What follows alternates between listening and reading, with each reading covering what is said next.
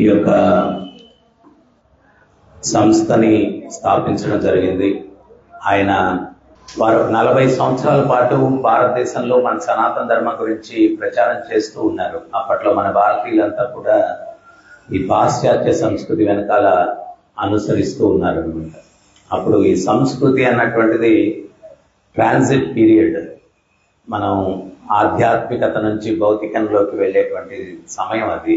భారతీయులు అప్పుడు వాళ్ళ గురువు గారు చెప్పారు, అమెరికా ఏం చేస్తే ప్రపంచం అంతా చేస్తుంది, మీరు అక్కడికి వెళ్ళి వాళ్ళు మన సనాతన ధర్మాన్ని పాటించేటట్టుగా చేసినట్లయితే ప్రపంచం అంతా దాన్ని అనుసరిస్తుంది అని చెప్పి చెప్పడం జరిగిందనమాట.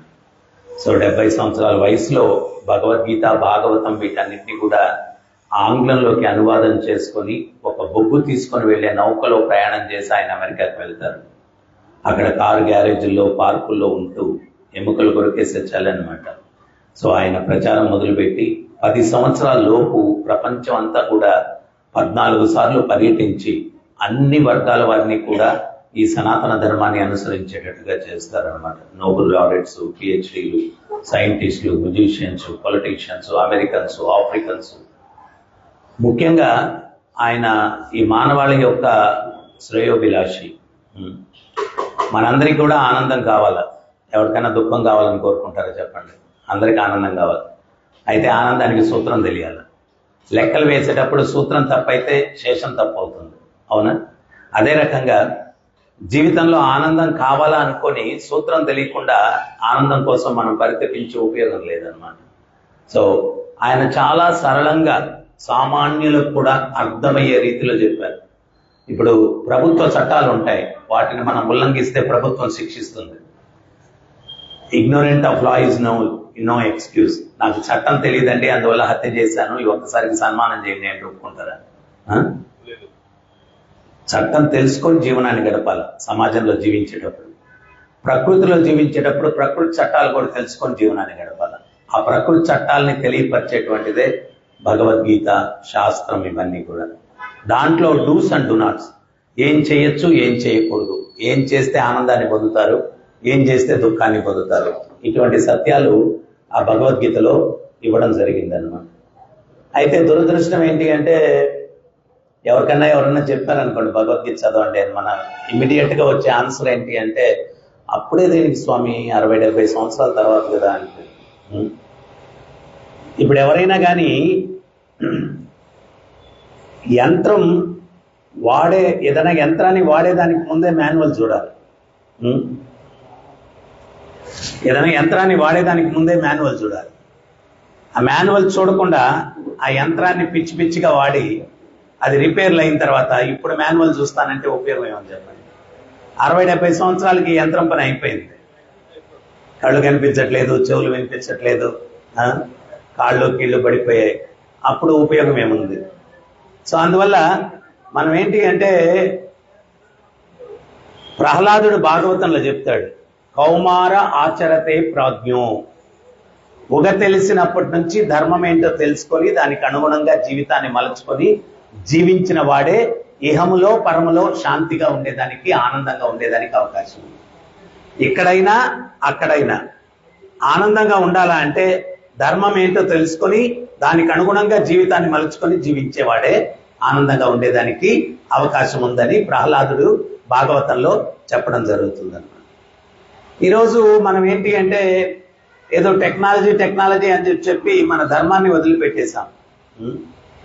సో పాదచారుల నుంచి అంతరిక్షం దాకా టెక్నాలజీ పెరిగింది, కానీ ఆనందం రోజు రోజుకి తగ్గిపోతూ ఉంది. మనుషులు ఇప్పుడు ఏ స్థితికి వచ్చారంటే, అసలు ఆధ్యాత్మికత అవసరం ఏముంది అనేటువంటి స్థితికి వచ్చారనమాట. అదేం అవసరం లేదు మనకు. కానీ ఆధ్యాత్మికత అన్నటువంటిది లేకపోతే మనిషికి శాంతి లేదు, ఆనందం లేదు. కలియుగానికి ఒక నిర్వచనం ఇచ్చారు. కలియుగంలో మనిషి పరిస్థితి ఏంటయ్యా అని. మంద సుమంద మతయోర్ మంద భాగ్యో. తెలివితేటలు తక్కువ అంట, ఓర్పు తక్కువ, సహనం తక్కువ, జ్ఞాపక శక్తి తక్కువ, జీవిత కాలం తక్కువ. వీటన్నిటికీ మించి వరం ఒకటి ఉందంట కలియుగంలో. ఏంటి ఆ వరం అంటే, మనసు ఎప్పుడు కలత చెంది ఉంటుందంట. మనసు ఎప్పుడు కలత చెంది ఉంటుందంట. మీరు భూతత్వం వేసి వెతికినా కానీ ఏవం ప్రసన్న మనసో, ప్రశాంతంగా ఉండే ముఖార విందం కనిపించదు అన్నమాట. సో వీడెట్టా శాంతిని పొందుతాడు, వీడెట్టా మోక్షాన్ని పొందుతాడు. చాలా మంది స్వామి ఒక అరగంట సత్సంగం జరిగేటప్పుడు మీరు మాట్లాడుతుంటే డిస్టర్బెన్స్ ఉంటుంది. సో ఒక గురువుకి శిష్యుడు వచ్చి చెప్పాడంట, గురువు గారు మీరు ధర్మం గురించి ప్రచారం చేయమంటున్నారు, ఎవరి దగ్గరికి వెళ్ళి చెప్పినా గానీ ఇంత టెక్నాలజీ ఇదంతా ఉంటే ధర్మంతో పనే ఉందయా, ఈ భజనలు కీర్తనలు ఆధ్యాత్మికత అవసరం ఏముంది అని చెప్పి అంటున్నారు, వాళ్ళకి ఎట్ట చెప్పాలో అర్థం కావట్లేదు గురువు గారు అని చెప్పి అన్నారంట. గురువు ఉపన్యాసం మధ్యలో గొంతు తడుపుకునేదని ఒక గ్లాసులో నీళ్లు పెట్టున్నారంట. ఆ గురువు గారు ఆ గ్లాస్ నీళ్లు తీసి చేతిలో ఇట్లా పట్టుకొని పైకెత్తి, అరే నేను 10 నిమిషాలు శిష్య ఇట్లా ఎత్తి పట్టుకుంటే ఏమవుతుంది అన్నాడంట. ఏమవుతుంది గురుగారు అన్నాడు. గంట సేపు పట్టుకుంటే ఏమవుతుంది అన్నాడు. చెయ్యి లాగేస్తుంది గురుగారు అన్నాడు. రోజంతా పట్టుకుంటే ఏమవుతుంది అన్నాడు. చెయ్యి ప్యారలైజ్ అయిపోద్ది గురువుగారు అన్నాడు. కింద పెట్టేస్తే హ్యాపీగా ఉంటారు అన్నాడు. అప్పుడు గురువుగారు నవ్వుతూ చెప్పాడంట, మనసులో కష్టం ఎవడైనా 10 నిమిషాలు మోస్తే పర్లేదు, గంట సేపు మొయ్యాలంటే చాలా దుర్భరంగా ఉంటుంది. రోజంతా మనసులో కష్టాన్ని మొయ్యాలంటే ఇంకా దుర్భరంగా ఉంటుంది. ఆధ్యాత్మిక చింతన కింద పెట్టేస్తే నువ్వు ఈ గ్లాసు హ్యాపీగా ఉంటావు అన్నావు కదా, మనసులోని కష్టాన్ని ఎప్పటికప్పుడు దించి పెట్టేసేదానికి ఆధ్యాత్మిక చింతన ఉపయోగపడుతుంది. ప్రతి ఒక్కడికి దాని అవసరం ఉంది అని చెప్పారు. ప్రతి ఒక్కడికి దాని అవసరం ఉంది. మీరు గమనించండి, ఎప్పుడైతే మనం భజనలో పాల్గొంటామో, మనం ఆధ్యాత్మిక ఉపన్యాసాల్లో పాల్గొంటామో, భగవంతుని కార్యక్రమాల్లో పాల్గొంటామో, అప్పుడు మన ఈఎంఐలు గుర్తుకు రావు, మన ప్రాబ్లమ్స్, మన సమస్యలు ఏవి గుర్తుకు రావు అనమాట. ఎంతో ప్రశాంతంగా ఆ గంట సేపు 2 గంటలు గడిచిపోతుంది. ఎవరైతే ఇన్వాల్వ్ అయి ఉంటారో, బాడీ ప్రెజెంట్ మైండ్ ఆబ్సెంట్ అంటే ఇంక మనం ఏం చెప్పలేం, వాళ్ళకి పూర్తిగా నిమగ్నం అవ్వాలి దాంట్లో. అందుకనే భగవద్గీతలో భగవంతుడు చెప్తారు, తస్మాత్ సర్వేషు కాలేషు మా మనుస్మరణ యుధ్యచ మయి అర్పిత మనోబుద్ధి. ఆధ్యాత్మిక చింతన ఎట్లా చేయాలి మనం అంటే, మనసు బుద్ధి అర్పించి చేయాలి.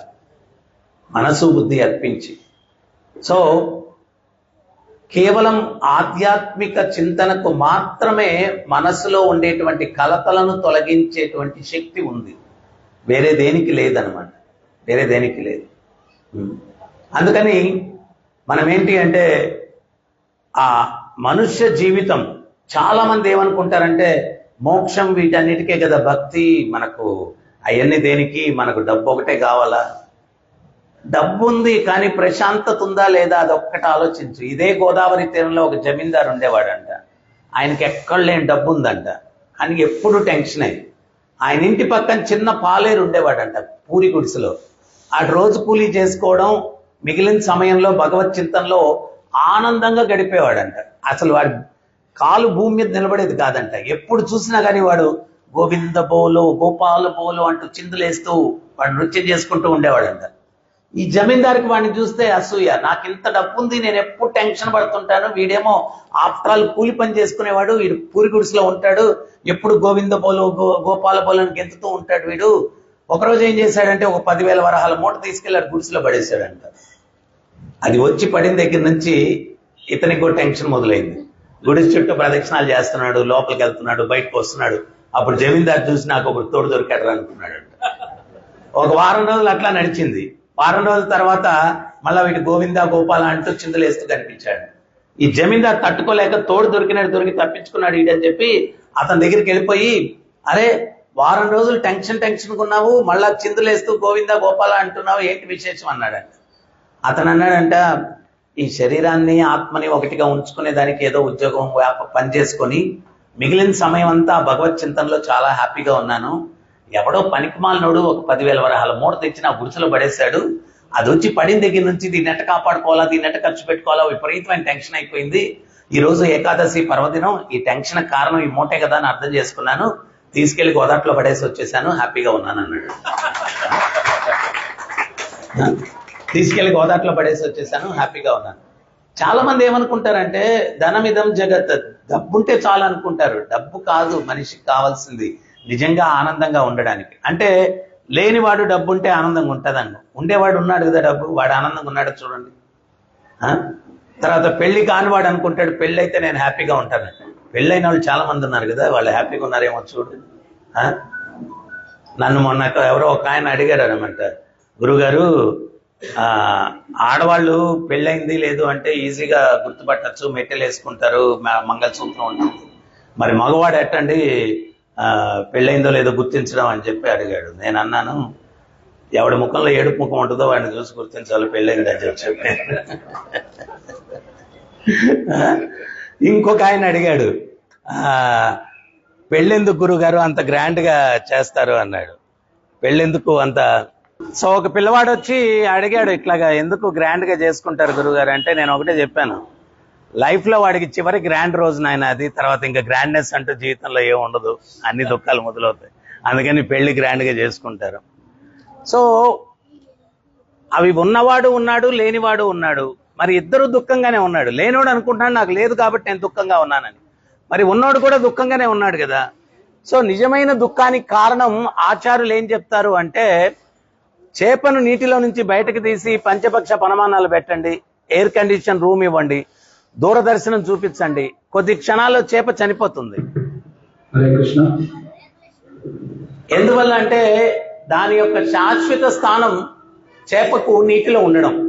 అదే రకంగా ఇక్కడ అనుభవించేటువంటి వ్యక్తి ఎవరు అంటే ఆత్మ. సో ఈ ఆత్మకు కావలసినటువంటి ఆహారం ఏంటి, శాశ్వతమైన స్థితి ఏంటి అంటే ఆ పరమాత్మతో సంబంధం కలిగి ఉండడం. ఆ సంబంధం విడిపోయిన దాని వల్ల ప్రాపంచికంగా ఎన్ని ఉన్నా కానీ ఏదో అసంతృప్తులు మనిషిని వెంటాడుతూ ఉన్నాయి, ఎవడు కూడా ఆనందంగా లేడు. నిజమైనటువంటి ఆనందాన్ని జీవుడు పొందాలా అంటే ఆ భగవంతుని యొక్క చింతనలో ఎప్పుడైతే ఉంటాడో అప్పుడే నిజమైనటువంటి ఆనందాన్ని మనం పొందేదానికి అవకాశం ఉందన్నమాట.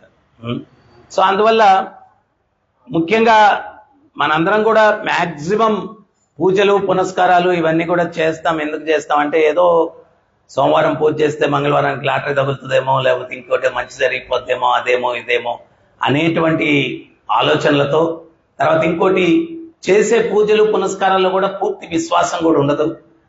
ఏదో తల నలుగురు చేస్తున్నారు కాబట్టి మనం ట్రై చేస్తాం, తగిలితే తగిలింది లేకపోతే లేదు, ఏం పూర్తి విశ్వాసం కూడా లేకుండా. ఎవరో పూర్వానికి ఒక వ్యాపారస్తుడు ఉన్నాడంట, అతను కృష్ణుని పూజిస్తూ ఉండేవాడంట. ఒకరోజు వ్యాపారంలో నష్టం వచ్చిందంట, వెళ్ళి తన స్నేహితుడితో చెప్పుకున్నాడు, అయ్యా ఈ సంవత్సరం కొంచెం వ్యాపారంలో నష్టం వచ్చింది అని చెప్పి. అతను అన్నాడంట, నువ్వెవరిని పూజిస్తావురా అన్నాడంట. నేను కృష్ణుడిని పూజిస్తానన్నాడంట. కృష్ణుడితో మనకేం పని, వైరాగ్యం ఇస్తాడు, భక్తి ఇస్తాడు, మోక్షం ఇస్తాడు. మనం వ్యాపారస్తులము, మనకు కావాల్సింది ఏంటి అంటే జస్ట్ డబ్బు, అందుకని కృష్ణుడితో మనకు పని లేదన్నాడు. మరి ఎవరి పూజ చేయాలా అన్నాడు. ఎవరి పూజ చేయాలా అంటే ఆయన భార్య ఉందే లక్ష్మి, ఆమె పూజ చేయాలి మనం అన్నాడంట. ఈ నేరుగా మార్కెట్కి వెళ్ళిపోయి లక్ష్మీ విగ్రహం ఒకటి కొనుక్కొని తెచ్చుకొని పూజా మండపంలో కృష్ణుని విగ్రహం పక్కకు సరిచేసి లక్ష్మీ విగ్రహం మధ్యలో పెట్టేసుకొని అగరత్తులు వెలిగించి అక్కడ పెట్టాడంట. ఆ అగరత్తుల పొగ గాలి వాటానికి ఏంటి అంటే లక్ష్మీ విగ్రహం మీదకి వెళ్ళట్లేదు, కృష్ణుని విగ్రహం మీదకి వెళ్తా ఉన్నాడు. ఆయన్ని పూజించకూడదు అనుకుంటే పొగ ఆయన మీదకి వెళ్తుంది ఏంటి అని అటు ఇటు చూసి అక్కడ దూది ఉంటే ఒత్తులు చేసుకునేదానికి అది తీసి ఆ కృష్ణ విగ్రహం ముక్కులో దూపేశాడంట. అప్పుడు కృష్ణుడు భక్త నీకేం కావాలన్నాడంట. ఇన్ని రోజులు పూజిస్తే ఒకరోజు స్పందించలేదు, ఈ రోజు పూజించకూడదంటే స్పందిస్తున్నారేంటి స్వామి అన్నాడంట. అంటే అప్పుడు భగవంతుడు చెప్పాడంట, ఇన్ని రోజులు పూజించావు కానీ నేను ఉన్నానని పూజించలేదు, నువ్వు ఈ రోజే కదా నేను ఉన్నానని గుర్తించి ముక్కులో దూది దూపావు, అందుకని స్పందిస్తున్నాను. ఈ రోజే కదా నేను ఉన్నానని గుర్తించి నువ్వు గుర్తించావు, అందుకని స్పందిస్తూ ఉన్నాను. సో అందుకని ఇక్కడ ఒకటేంటి అంటే భగవంతుని పట్ల సంపూర్ణమైనటువంటి విశ్వాసంతో భక్తియుక్త సేవల్లో మనం ముందుకెళ్లాలన్నమాట. యశోదమ్మ ఈ దామోదర మాసంలో కృష్ణుణ్ణి తాటితో బంధించడానికి ప్రయత్నం చేసింది. ఎన్ని తాళ్ళు కలిపి కట్టడానికి ప్రయత్నించినా 2 వేళ్ళు గ్యాప్ వచ్చేదంట. ఆ 2 వేళ్ళని ఆచార్యులు ఏం చెప్తున్నారంటే, ఒకటి సంపూర్ణమైనటువంటి విశ్వాసం భగవంతుని పట్ల, రెండోది ఏంటి అంటే ప్రీతిపూర్వకమైనటువంటి సేవాభావన. ఏదో మొక్కుబడిగా చేయడం కాదనమాట, ప్రీతిగా. భగవంతుడు ఆయన నాకెట్లా మీరు సేవ చేయాలనేది కూడా గీతలో చెప్పాడు. తేషాం సతతయుక్తానాం భజతాం ప్రీతిపూర్వకం దధామి బుద్ధి యోగం తం ఏన మాముపయంతితే. ఎవడైతే నాకు ప్రీతిగా సేవలు చేస్తాడో నేను వాడికి బుద్ధిని ఇస్తాను నన్ను చేరుకునేదానికి అని చెప్తున్నాడు. దధామి బుద్ధి యోగంతం, నేను బుద్ధినిస్తాను నన్ను చేరుకునేదానికి. సో అందువల్ల పూర్తి విశ్వాసం ఒకటి, ప్రీతిపూర్వకమైనటువంటి సేవాభావన. ఇవన్నీ కూడా కలియుగంలో మనకు రావాలా అంటే కాస్తో కూస్తో సాధన చేయాలి మనం. చాలా మంది మీరు గమనించుంటారు, దేవుడు అన్న సబ్జెక్టు రాగానే చూపిస్తావా అంటాడు. ఒక డిస్ట్రిక్ట్ కలెక్టర్ని చూడడానికే చాలా తతంగం, అపాయింట్మెంట్ తీసుకోవాలా, అందరూ అంత సులభంగా పోయి కలిసేది కాదు. మరి భగవంతుడు ఎవరు? అఖిలాండ కోటి బ్రహ్మాండ నాయక. ఆయనని మనం ఏంటి అంటే ఆయన ఏదో మన సర్వెంట్ లాగా దేవుడు అనగానే చూపిస్తావా అంటే ఆయన ఏదో చేతులు కట్టుకొని వచ్చి మన ముందు నిలబడాలన్నట్టుగా మన యొక్క ఆలోచన ఉంటుంది. కానీ భగవంతుణ్ణి చూడాలా అంటే మనకున్నటువంటి కామదృష్టి పోయి ప్రేమ దృష్టి ఎవడైతే వస్తుందో ఆ ప్రేమ స్వరూపుడైన భగవంతుణ్ణి చూడగలము. ప్రేమకి కామానికి వ్యత్యాసం ఏంటి అంటే కామం అంటే ప్రతిఫలాన్ని ఆశించేది, ప్రేమ అంటే ప్రతిఫలాన్ని ఆశించకుండా సేవించేదాన్ని ప్రేమ అంటారు. ఈరోజు మనుషుల్లో కూడా విరక్తి చెందడానికి కారణాలు ఏంటి అంటే వ్యక్తుల మధ్యలో ప్రేమ లేదు, వ్యాపారం నడుస్తుంది. అందువల్ల ఎంత టెక్నాలజీ ఏమున్నా కానీ విరక్తితో జీవితాలు గడుపుతున్నారు, ప్రేమ అనేది లేని దానివల్ల. సో అందువల్ల మనం ఏంటి అంటే ఆ భగవంతుని గురించి తెలుసుకోవాలన్నా ఆయన్ని దర్శించాలన్నా కొంత సాధన చేయాలా. ఒకసారి బుద్ధ భగవానుడు భిక్షాటనకి వెళ్ళాడంట. భిక్షాటనకి వెళ్తే ఒక రాజు అనుకున్నాడంట విలువైనటువంటివి బుద్ధుడికి భిక్షగా ఇస్తే ఆయన విలువైన జ్ఞానం నాకు ఇస్తాడు అని చెప్పి అనుకున్నాడంట. మంచి పంచభక్ష పరమాణాలు ఒక పళ్ళెంలో పెట్టుకొని తీసుకుని వస్తున్నాడు రాజు. బుద్ధుడు అది గమనించాడు, పరమాత్మ స్వరూపం ఆయనకు తెలియదే ఉంటుంది. ఆయన భిక్ష పాత్రలు అక్కడ ఉన్నటువంటి మట్టి తీసి కొంచెం పూసేశాడు అనమాట. భిక్షాందేహి అన్నాడు. అంటే రాజు అది చూసి అన్నాడు, ఈ పాత్రలో మట్టి ఉంది స్వామి, ఇది శుభ్రం చేసుకోండి, లేకపోతే నేను వేసేటువంటి పదార్థాలు కలుషితం అయిపోతాయి అన్నాడు.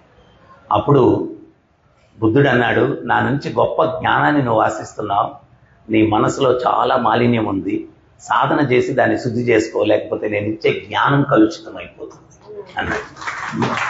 నేను ఇచ్చే జ్ఞానం కలుషితం అయిపోతుంది. సో భగవంతుణ్ణి మనం చూడాలన్నా ఆయన్ని అర్థం చేసుకోవాలన్నా మనం చేయాల్సింది ఏంటి అంటే కొంచెం సాధన చేయాలి. సాధన చేసి మనస్సుని హృదయాన్ని శుద్ధి చేసుకోకుండా భగవంతుణ్ణి అర్థం చేసుకోవడం కుదరదు. ఇప్పుడు వర్షాకాలం వచ్చింది, దానికి ముందు ఏం చేస్తారు రైతులు? భూమిని దున్ని పెట్టుకుంటారు. ఆ దున్ని సారవంతంగా అంతా దాంట్లో ఎరువు అంతా వేసుకున్నోడికి ఫలితం ఉంటుంది. అదే రకంగా భగవంతుని కృప మన మీద కురిచినా కానీ దాని ఫలితం ఇవ్వాలంటే ఈ హృదయాన్ని సారవంతం చేసుకోవాలి సాధన ద్వారా. భగవంతుడిని అర్థం చేసుకునే దానికే కాదు, భౌతిక విషయాలకు కూడా మన హృదయం కల్ముషం లేకుండా ఉండాలి, కఠినత్వం లేకుండా ఉండాలి. డే టు డే లైఫ్లో కూడా చూడండి, ఇప్పుడు భార్యాభర్తల మధ్య చూసుకుందాం. భార్య గారు చెప్పుంటారు భర్త గారికి, నువ్వు ఇంటికి వచ్చేటప్పుడు అయ్యా వెజిటబుల్స్ తీసుకురా అని చెప్పుంటారు. ఆయన అక్కడ ఆఫీస్ పని ఒత్తిడిలో మర్చిపోయి వస్తాడు. కాలింగ్ బెల్ కొట్టంగానే తలుపు దింగానే ఆమె చేతిలో చూస్తుంది, వెజిటబుల్స్ కనపడవు. ఈరోజు కూడా మర్చిపోయి వచ్చావా అంటుంది. ఆయన ఎట్లా రెస్పాండ్ అవుతాడు తెలుసా? అంతా నీ కూడమే, ఆఫీస్లో నేను పడే తంటాలు నీకు అనవసరం, ఎంత టెన్షన్, ఎంత పని ఒత్తిడి. ఇంక యుద్ధం మొదలైంది, కురుక్షేత్రం.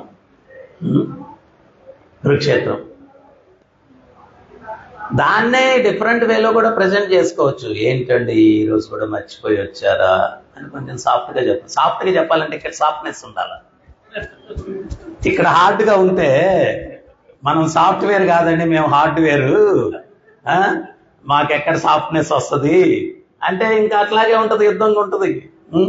ఇక్కడ హార్డ్గా ఉంది, ఇక్కడ సాఫ్ట్గా ఉన్నప్పుడు ఇక్కడ నుంచి వచ్చేది ఏదైనా కానీ సాఫ్ట్గా ఉంటుంది. ఒక గురువు కొంతమంది శిష్యులు కలిసి గోదావరిలో స్నానానికి వెళ్ళారంట. వెళ్తే అక్కడ వేరే ఫ్యామిలీ కూడా వచ్చిందండి స్నానం చేయడానికి. వాళ్ళు మొదట్లో మెల్లగా మాట్లాడుకుంటున్నారంట. ఉన్నట్టుండి ఆ ఇంటి యజమాని పెద్దగా అరవడం మొదలు పెట్టాడంట. మొదలు పెడితే అప్పుడు గురువుగారి శిష్యులను అడిగారంట, అరే ఆ యజమాని మెత్తగా మాట్లాడుతున్నాడు మొదట, ఇప్పుడు పెద్ద కఠినంగా పెద్దగా అరుస్తున్నాడు ఏంటి అన్నాడు. శిష్యులు అన్నారంట, వాళ్ళ కుటుంబ సభ్యులకి ఏమన్నా చెవుడేమో గురువు గారు అన్నాడంట. ఒరే చెడువుటైతే మొదటి నుంచి పెద్దగా మాట్లాడుండేవాడు కదా, ఇప్పటికిప్పుడు పెద్దగా మాట్లాడుతున్నాడు ఆయన, ఏంటి కారణం అంటే అది కూడా లాజికే గురువు గారు, మొదట మెల్లగానే మాట్లాడుతున్నాడు, ఇప్పుడే పెద్దగా మాట్లాడుతున్నాడు అన్నాడంట. మరి ఏంట్రా కారణం ఏంటి చెప్పండి అంటే, మాకు కూడా అర్థం కావట్లేదు గురువుగారు, మీరే చెప్పాలన్నారంట. అప్పుడు చెప్పాడు, ఆ మాటల్లో ఏదో వాళ్ళ మధ్య డిసగ్రిమెంట్ వచ్చిందిరా, అందువల్ల ఆయన కోపం వచ్చింది. కోపం వస్తే మనుషుల దగ్గరగా ఉన్న హృదయాలు దూరం అయిపోతారు, అందుకని పెద్దగా అరుచుకుంటారు. మనుషుల దగ్గరగానే ఉంటారు కానీ హృదయాలు దూరం అయిపోతాయి, డిసగ్రిమెంట్. సో అందువల్ల పెద్దగా అరుచుకుంటారు. అదే ఇక్కడ కోపం లేకుండా ప్రేమగా నుండింది అనుకోండి, చాలా సింపుల్గా చెప్తే పనులు అయిపోతాయి. అసలు ఒక్కోసారి పని చెప్పాల్సిన అవసరం కూడా లేదు, సైకిల్ చేస్తే కూడా పనులు అయిపోతాయి ప్రేమ ఉంటే. కానీ ఆ ప్రేమ అనేది లేకపోతేనే ఇట్లా అరుచుకోవాల్సి వస్తుంది అని చెప్తారు. సో ఇట్లాగా డే టు డే లైఫ్లో కూడా లైఫ్ స్మూత్గా నడవాలంటే ఆధ్యాత్మికత ద్వారా హృదయాన్ని మనం సున్నితంగా తయారు చేసుకోవాలా. మరి ఆ హృదయం మనం ఏంటి అంటే ఏదో మెకానికల్గా భక్తి చేస్తాం కానీ అసలు ఈ పాయింట్స్ అన్ని అర్థం చేసుకోకుండా అసలు ఆధ్యాత్మిక జీవితం దేనికోసం, మనిషి ఆధ్యాత్మిక మార్గంలోకి ఎందుకు రావాలంటే మన యొక్క వ్యక్తిత్వంలో ఒక ఆర్ట్ ఆఫ్ లివింగ్, జీవించేటప్పుడు నైపుణ్యంతో జీవించేటువంటి ఒక ఆర్టుని తెలుసుకునేదానికి ఆధ్యాత్మికత. పిచ్చోళ్ళగా జీవితం గడిపితే ఇంకా ఆధ్యాత్మికత అవసరమేముంది. సో దీనికి మీకు ఒక చిన్న ఉదాహరణ ఇస్తారు. హనుమంతుల వారు పుట్టి 7 రోజులు అయిందంట. అంజనాదేవి చక్కగా స్నానం చేయించి బట్టలు వేస్తూ ఉందన్నమాట. మంచి కీర్తన వినిపించిందంట. వినిపిస్తే హనుమంతుడు అడిగాడంట, అమ్మ ఎక్కడి నుంచి కీర్తన అన్నాడంట. అప్పుడు అమ్మ అంజనాదేవి చెప్పిందంటే, నారదముని ఆయన దేవర్షి, ఆయన కీర్తన పాడుతున్నాడు భగవంతుడిది అని. అంటే తల్లి దగ్గర నుంచి అదృశ్యమైపోయి నారదముని ముందు ప్రత్యక్షమయ్యారంట. నారదమునికి నమస్కరించుకుని నారదులు వారు అన్నారంట, హనుమ 7 రోజులు ఏం చేసావయ్యా అన్నాడంట. స్వామి పుట్టగానే చాలా ఆకలేసింది, ఆకాశంలోకి చూశాను, సూర్యుడు పండులా కనిపించాడు, మింగడానికి వెళ్ళాను, మూతంతా మాడిపోయింది చూడండి అన్నాడంట. దేవతలందరూ కొట్లాటకు వచ్చారు, వాళ్ళందరితో కొట్లాడాను, వాళ్ళందరూ కూడా చాలా ప్రసన్నమైపోయి రకరకాల వరాలు ఇచ్చారన్నాడు. నారదుని అన్నాడంట, నా నుంచి నీకేం వరం కావాలన్నాడంట. వాళ్ళెవ్వరూ ఇవ్వనటువంటి వరాన్ని ఇవ్వండి స్వామి అని అడిగాడంట. అప్పుడు నారదుని అన్నాడంట, సదా హరిని కీర్తిస్తూ ఉండు హనుమ అన్నాడంట. ఎప్పుడైతే ఆ ఆశీర్వచనం చేశాడో ఈయన మొదలు పెట్టేశాడు, రఘుపతి రాఘవ రాజారాం పతిత పావన సీతారాం.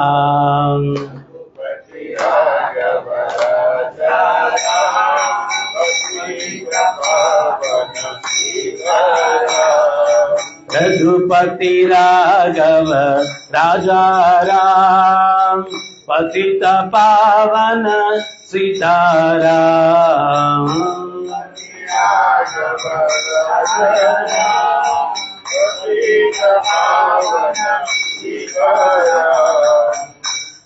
చక్కగా హనుమంతుల వారు ఆ రకంగా కీర్తన చేస్తూ ఉంటే నారదుల వారు ఒక రాయి మీద కూర్చొని ఇంకో రాయి పక్కన ఉంటే ఆయన వీణ తీసి ఆ రాయి మీద పెట్టారంట. ఆ కీర్తనకి ఆ వీణ పెట్టిన రాయి ద్రవ పదార్థంగా మారిపోయిందంట. వీణ దాంట్లో అట్లా తేలుతూ ఉందంట. కొన్ని గంటలు గడిచిపోయిన తర్వాత నారదుల వారు అన్నారంట, హనుమ ఇంకా ఆపవయ్యా, నేను ఒక్కడనే మీడియా మ్యాన్ని, ముల్లోకాలు వార్తలు తీసుకెళ్లాలా, ఒక దగ్గర ఇన్ని గంటలు కూర్చోబెట్టేస్తే ఎట్లా, నువ్వు ఆపు కీర్తన అన్నాడంట. ఆయన కీర్తన ఆపిన తక్షణమే ద్రవ పదార్థంగా మారినటువంటి రాయి మళ్ళా ఘన పదార్థం అయిపోయిందంట. ఆ వీణ దాంట్లో చిక్కుపోయింది, తీస్తే రావట్లేదు పైకి. హనుమంతుల వారితో నారదుల వారు ఏమన్నారంటే, మళ్ళా హనుమ కీర్తన మొదలు పెట్టన్నాడు. ఈయన తుర్రును పరిగెట్టుకుంటూ ఇంట్లోకి వెళ్ళిపోయాడు. నారదముని ఆయన వెనకాల పరిగిస్తూ వెళ్ళాడు. ఒక గదిలో నుంచి ఇంకో గదిలోకి, ఇంకో గదిలో నుంచి ఇంకో గదిలోకి, మొత్తం ఇల్లంతా తీపిచ్చేస్తున్నాడు. చాలామంది స్వామి మనసు ఆధీనంలో పెట్టుకునేదానికి, శాంతి పొందడానికి, మోక్షాన్ని పొందడానికి మార్గం ఏంటి అని అడుగుతారు. అడిగితే మనం చెప్తాం, నాయన ఒక్కొక్క యుగానికి ఒక్కొక్క యుగ ధర్మం ఉంది. కృతేయ ధ్యాయతో విష్ణు, సత్యయుగంలో తపస్సులు, త్రేతాయా యుధతో మకై, త్రేతాయుగంలో యజ్ఞ యాగాదులు, ద్వాపరే పరిచర్యస్య, ద్వాపర యుగంలో విగ్రహారాధన, కలౌ తత్ హరికీర్తన, కలియుగంలో హరినామ సంకీర్తన. గురుగారు ఎన్ని రోజులు చెప్పించాలండి హరినామ సంకీర్తన? మీరు ఎన్ని రోజులు చెప్పిస్తే అన్ని రోజులు ఈ హృదయం సాఫ్ట్గా ఉంటుంది. అది ద్రవం అయిపోయింది, రాయి. మీరు ఎప్పుడైతే మానేస్తారో అప్పుడు మళ్ళీ హార్డ్ అయిపోద్ది. సాఫ్ట్వేర్ కాస్త హార్డ్వేర్ అయిపోద్ది. సో జీవితం అంతా కూడా ఆ సాధన అన్నటువంటిది చేస్తూనే ఉండాలా ప్రతినిత్య. ఇది సింపుల్ అండి. శరీరానికి శక్తి రావడానికి ఆహారం ఎట్లా తీసుకుంటామో, మనసుకి ఆత్మకి శక్తి రావడానికి భగవత్ నామ స్మరణం చేయాల్సిందే. అది ఎన్ని రోజులు ఏంటి లేదు, నిత్యం నిత్యం ప్రతినిత్యం కూడా. మనం భోంచేసేటప్పుడు ఎప్పుడైనా అడుగుతామా, గురుగారు ఎన్ని రోజులు భోంచేయాలండి? మనం టైం టు టైం లాగిచ్చేస్తూ ఉంటాం. ఇంకా ఆలస్యం అయిపోయిందా అది ఇదని ఎవడు అడగడు, ఎన్ని రోజులండి అని ఎవడు అడగడు. కానీ దీనికి వచ్చేసరికి అడుగుతాం. కానీ అది ఎట్లాగో ఇది కూడా అట్లాగే నిత్యం ప్రతినిత్యం సాధన చేస్తూ ఉండాలి. సో అది ఆయన నామం చేసినప్పుడు రాయి ద్రవ పదార్థంగా మారింది. ఎప్పుడైతే ఆపేశాడో మళ్ళీ ఘన పదార్థం అయిపోయింది. నారదుల వారు వెనకాల పరిగిస్తున్నారు, ఒక గదిలో నుంచి ఇంకో గదిలోకి మొత్తం పరిగెత్తిచ్చేస్తున్నాడు హనుమంతుడు. అప్పుడు అంజనాదేవి చూసి పరిగెట్టుకుంటూ వచ్చి నారదమునికి నమస్కరించుకొని ఏంటి జరిగిందని అడిగితే నారదముని వివరించాడు, ఇది జరిగింది. అప్పుడు హనుమంతుల వారిని పిలిచామంటుంది, నాయన సాధువులతో వేళాకోళాలు ఆడచ్చా, వెటకారాలు ఆడచ్చా, ఏం చేస్తున్నావు నువ్వు? ఆయన ఏంటి పరిగెత్తిచ్చేస్తున్నావంటే, అమ్మా వెటకారం కాదు, వేళాకోళం కాదు, మీ ముఖపద్మముల నుంచే విన్న మాట ఇది. ఇటువంటి మహాత్ములు పాదం ఎక్కడ పెడతారో ఆ ప్రదేశం పుణ్యతీర్థం అవుతుందని చెప్పారు. మన ఇల్లంతా ఒక రౌండ్ తిరిగిచ్చేస్తే మన ఇల్లు పుణ్యతీర్థం అవుతుందని చెప్పి తిప్పుతున్నాను, అంతేగాని వెటకారం కాదు అన్నాను. వెటకారం కాదు అన్నాడు. ఇస్కాన్ సంస్థాపకాచార్యులు స్వామి ప్రభుపాదుల వారు ప్రపంచంలో ఆయన ఎక్కడికి వెళ్ళారో అక్కడ రాధాకృష్ణ మందిరాలు వెలిసాయండి. ఆయన 10 సంవత్సరాల్లో 108 మందిరాలు కడితే ఈరోజు ప్రపంచం అంతా 3-4 వేల మందిరాలు ఉన్నాయి. ప్రపంచం అంతా కూడా ప్రతి ఒక్క వ్యక్తి ఈ యొక్క సనాతన ధర్మాన్ని అనుసరిస్తున్నాడు, అన్ని దేశాల్లో కూడా. ఈరోజు సమాజానికి కావాల్సింది ఏంటి అంటే వ్యక్తి నడవడికలో మార్పు. ఏదో ఉంగరాలు మనకు స్వామీజీలు అనగానే మనకు వచ్చే ఐడియా ఏంటంటే ఆయన విభూతి ఏమన్నా సృష్టిస్తాడా, ఉంగరం ఏమన్నా సృష్టిస్తాడా, ఇదే ఐడియా అనమాట. ఉంగరం సృష్టించినా విభూతి సృష్టించినా మనం రాతలేం మారవు. ఇది కాదు కావాల్సింది. స్వామి ప్రభుపాదులు వారు అమెరికాకి వెళ్ళినప్పుడు ఒక వ్యక్తి అడిగాడు అనమాట, స్వామీజీ భారతదేశం నుంచి వచ్చిన సాధువులు ఏదో ఒక మ్యాజిక్ చేస్తారు, మీరేం చేయలేదు అన్నారు. నేను చేసింది ఇంతవరకు సృష్టిలో ఎవరు చేయలేదయ్యా అన్నాడు. మరి మేము చూడలేదే అన్నారు ఆయన. అంటే అప్పుడు స్వామి ప్రభుపాదులు వారు చెప్పారు, మీరు అమెరికన్లు, యూరోపియన్స్ హిప్పీ కల్చర్ అంటే జీవితంలో అన్నీ అనుభవించేశారు, కానీ ఆనందం దొరకలేదు. అందుకని పిచ్చోళ్ళలాగా జుట్లు పెంచేసుకొని తాగిన మత్తులో విసర్జించిన మలంలో దొల్లుతూ వీధుల్లో పడిపోయి అటువంటి దుర్భరమైన చైతన్యం కలిగినటువంటి మిమ్మల్ని నేను సాధువులుగా మార్చాను. బోడిగొట్టి పిలక పెట్టి కట్టు బొట్టు నడవడిక రాక్షసులు లాంటి మిమ్మల్ని సాధువులుగా మార్చాను. ఎంతకన్నా మిరాకిలే ఉంటుంది magic. So need of the hour ఏంటి అంటే ఒక 20 కుక్కలను గదిలో పెట్టి silence please love each other అని బోర్డులు పెడితే ఏమైనా ఉపయోగం ఉంటుంది? సో మృగత్వం, రాక్షసత్వం ఉన్నటువంటి వ్యక్తులున్న సమాజంలో శాంతి ఉండదు. ఆధ్యాత్మిక చింతన యొక్క పరమ గమ్యం ఏమై ఉండాలా అంటే వ్యక్తుల నడవడికలో మార్పు తీసుకురావాలా. అప్పుడే సమాజం శాంతి ఉంటుంది. సో అందువల్ల ఆ వ్యక్తుల్లో మార్పు రావాలా అంటే ఒక్కొక్క యుగంలో ఒక్కొక్క యుగ ధర్మం. కృతేయ ధ్యాయతో విష్ణుం త్రేతాయా యుగతో మకై ద్వాపరే పరిచర్యస్య కలౌ తత్ హరికీర్తన. సత్యయుగంలో తపస్సులు, త్రేతాయుగంలో యజ్ఞయాగాదులు, ద్వాపర యుగంలో విగ్రహారాధన, కలియుగంలో నామ సంకీర్తన. ఈ నామ సంకీర్తనకు సంబంధించి ఒక కథ చెప్పి నేను ముగిచ్చేస్తాను. మహాభారతంలో ధర్మరాజుని కలవడానికి భీమసేనుడు ఒకసారి వెళ్తాడనమాట. ధర్మరాజు నిద్రిస్తున్నాడని చెప్పి భీమసేనుడు బయట వేచి ఉంటాడు. ఒక వ్యక్తి రాజులాగా అలంకరించుకొని లోపలికి వెళ్ళబోతూ ఉంటే భీముడు ఆపుతాడు. ఎవరు నువ్వు, ఎక్కడికి వెళ్తున్నావు అంటాడు. అతను అంటాడు, నేనెవరో మీకు అనవసరం, నేను వచ్చే దారిలో ఒక విచిత్రమైన సంఘటన చూశాను, దాని గురించి తెలుసుకునేదానికి వెళ్తున్నాను అంటాడు. ఏంటి ఆ సంఘటన అంటాడు. నేను వచ్చే దారిలో కంచె చేనును మేస్తూ ఉంది అంటే అర్థం ఏంటి అంటాడు. భీముడు అంటాడు, భుజబల సంబంధం ఏదైనా అడుగు, బుద్ధిబలం మన వల్ల కాదు, అన్నగారి దగ్గరికి వెళ్ళమంటాడు. ఆడు మళ్ళా 10 నిమిషాలకు వస్తాడు. ఏంటి మరలా వచ్చామంటే ఇప్పుడు ఇంకా విచిత్రమైన చూశాను అంటాడు. ఏంటది అంటాడు. ఒక పెద్ద కుండ నిండుకు నీరు తీసుకుని 5 చిన్న కుండల్లో సమానంగా పోసి ఆ 5 చిన్న కుండల్లో నీరు తీసుకుని పెద్ద కుండలో పోస్తే ఎలిత ఏర్పడింది అంటే అర్థం ఏంటి అంటాడు. అప్పుడు భీముడు అంటాడు, పెద్ద కుండ చిన్న కుండ ఇవన్నీ నాకు తెలియదురా నాయన, అన్నగారి దగ్గరికి వెళ్ళమంటాడు. మళ్ళా 10 నిమిషాలకు వస్తాడు. ఇప్పుడు ఏంటి మళ్ళా వచ్చామంటే ఇప్పుడు ఇంకా విచిత్రమైన చూశాను అంటాడు. ఏంటది అంటాడు. కొంతమంది వ్యక్తులు సూది రంధ్రంలో ఏనుగు దూర్చడానికి ప్రయత్నిస్తున్నారు. ఏనుగు దూరి వెళ్ళిపోయింది, తోక చిక్కుకుంది అంటే అర్థం ఏంటి అంటాడు. ఒరి ఏనుగు దూరి వెళ్ళిపోవడం ఏంటి, తోక చిక్కుకోవడం ఏంటి, మరి అదే జరిగింది, దానికి అర్థం ఏంటి అంటాడు. ఒరి నాయన నీ ప్రశ్నలు అంటారా, ఆయన బుర్ర వేడెక్కిపోతా ఉంది, అన్నగారి దగ్గరికి వెళ్ళి అంటాడు. మళ్ళా 10 నిమిషాలకు వస్తాడు. ఏంటి మరలా వచ్చామంటే ఇప్పుడు ఇంకా విచిత్రమైన చూశాను అంటాడు. ఏంటది అంటాడు. గోవు దూడను చంపి తినేస్తా ఉంది అంటాడు.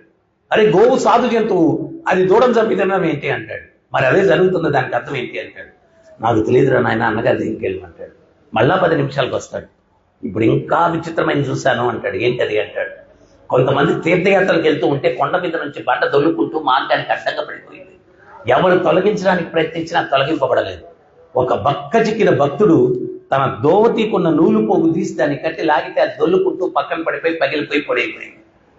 భీముడు అంటాడు, ఆ బండ పగిలిందో లేదో తెలియదు కానీ అబ్బాయి, నా పిడికలతో నేను తల మీద ఇచ్చానంటే 1000 ఒక్కలైపోతే నేనేమన్నా పిచ్చోడు అనుకున్నావా ఏంటి, ఈ ప్రశ్నలన్నీ పోయి ఇక్కడి నుంచి అని తరుముకుంటాడు. ఆడు వెళ్ళిపోతాడు. 10 నిమిషాల తర్వాత ధర్మరాజు నిద్రలేచి బయటకు వస్తాడు. ధర్మరాజును చూసి భీమసేనుని చూసి, ఏంటి భీమసేన ఇట్లా వచ్చామంటాడు. స్వామి అన్నగారు మీతో ఏదో చర్చించాలని వచ్చాను, మీరు నిద్రిస్తున్నారని బయట వేచి ఉన్నాను. ఒక వ్యక్తి విచిత్రమైన ప్రశ్నలతో నా బుర్ర తినేస్తాడు అంటాడు. ఏంటి ఆ ప్రశ్నలు అంటే ఇవన్నీ చెప్తాడు.